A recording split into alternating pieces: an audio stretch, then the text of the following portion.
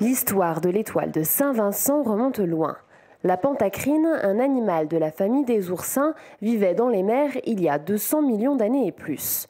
Des articles isolés en forme d'étoile à 5 branches constituent la tige de l'animal. Ces articles qu'on appellera bien plus tard les étoiles de Saint-Vincent. Ce célèbre fossile est très présent autour de Digne sur le territoire du Géoparc.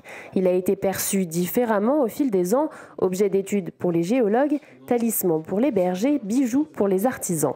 C'est au début du 19e siècle qu'un bijoutier dinois, Antoine Colombe, décide d'utiliser ce fossile pour la conception de bijoux. Jusqu'au milieu du 20e siècle, la production est continue, bagues, bracelets, colliers, mais aussi peignes, broches ou boîtes. Dans les années 1960, quasiment toute la fabrication des étoiles de Saint-Vincent s'arrête. Pour reprendre, voilà 3 ans. Comme c'est une identité dinoise, j'avais envie de reprendre cette fabrication qui tenait cœur aux Dinois. Voilà, c'est comme ça que ça s'est fait tout naturellement. Norbert Mille a récupéré le stock d'un ancien bijoutier et s'est lancé. La fabrication qui a été faite au départ avec Antoine Colombe qui travaillait très bien.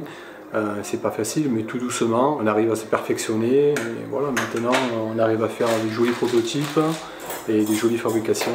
Et ça marche. L'artisan vend entre 5 et 6 étoiles par semaine dans sa boutique, sans compter les bijoux disponibles au musée Gassendi, au musée Promenade, à l'office de tourisme et à la bijouterie Art et Bijoux à Digne-les-Bains. Certains clients connaissent le passé et l'histoire de l'étoile, d'autres la trouvent simplement jolie. Quoi qu'il en soit, aujourd'hui, ces pièces représentent 50% de la production de Norbert Mille. Et l'histoire de l'étoile de Saint-Vincent, vous la connaissez? Je la connais mal, je sais qu'on en trouve à Digne, puisque je suis dinois. On en trouve à Digne du côté du pigeonnier. J'en ai eu trouvé d'ailleurs. Mais bon, je ne pensais pas que ça prenne une envergure comme ça. En règle générale, tout le monde à Digne a plus ou moins vu une étoile de Saint-Vincent. Par contre, l'histoire elle est assez mal connue, puisque comme c'était un bijou spécifique à Digne, il n'y a pas eu des milliers de spécimens qui ont été produits. C'est pour cette raison que le musée Gassendi organise cet été une exposition réunissant près de 400 pièces sur les étoiles de Saint-Vincent, de quoi peut-être donner des idées aux artisans bijoutiers. C'est en tout cas ce que souhaite Norbert Mille. Il aura épuisé son stock d'ici 3-4 ans et arrêtera alors sa production.